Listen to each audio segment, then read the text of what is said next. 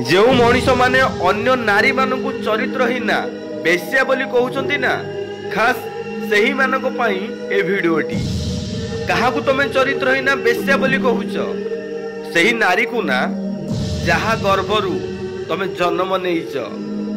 निज माँ भौणी कौन कला से विषय किछि न जानी अन्यर माँ भौणी को आंगुठ उठेइबा तम मानकर गोटे बद अभ्यास हो गलानी।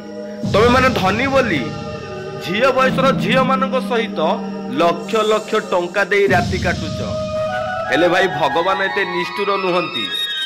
तम घर झील बोऊ माने मास मास धरी लॉज बुकिंग करंती। भाई जेसा को तेसा गरीब मनीषटी धनरे गरीब हेई पारे सत, किंतु मनरे केबे से गरीब हुए नाही।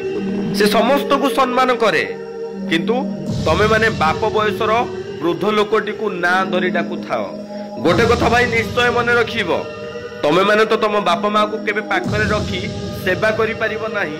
सेथि पई तमे माने भी तम पिला मानकर सेवा केबे पाई परिबो नाही।